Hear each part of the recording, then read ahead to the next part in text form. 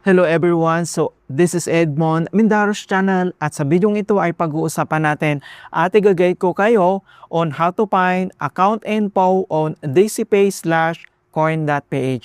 So sa mga bago lang, ano ba yung ibig sabihin ng coin.ph? Isa itong leading BSP regulated mobile wallet cryptocurrency exchange in the Philippines na na-launch ito noong 2014, then allow users to store Philippine pesos cryptocurrencies. Pwede tayong mag-buy and sell digital asset, pwede tayong mag-P-bills, mag-buy ng mobile load, or mag-receive ng remittances. So, same lang naman yan sa ibang e-wallet natin. Ayan, so kung hindi mo kabisado kung paano ba natin i-check or tignan or i-view yung ating account info ng ating account dito lang sa coin.ph, then stay tuned ka lang and start na natin. So, ang next step ay kailangan mo lang mag-login or i-open mo lang dito ang iyong coin.ph app and then click mo lang. At dito lang sa ating coin.ph profile homepage, dito lang sa top left corner, makikita mo dito yung ating coin.ph profile icon, i-click mo lang.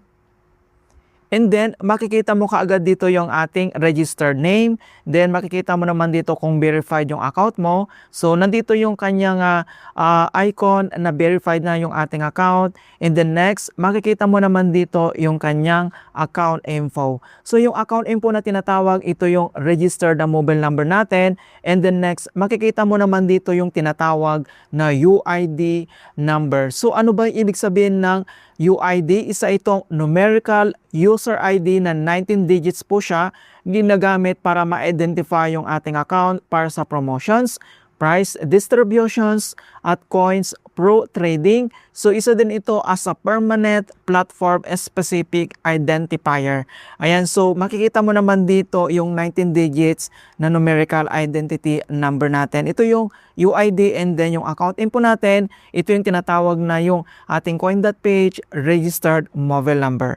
In other details naman, makikita mo naman dito yung referral, rewards hub, identity verifications, account limits, help center, and then yung settings. Ayan, so ganun lang po siya kasimple kung paano natin i-view or i-check yung ating account info dito lang sa dcpay.coin.ph. In hope na nakapagbigay ako ng konting kalaman at guide tungkol sa coin.ph tutorials. Thank you guys and see you in my next tutorials.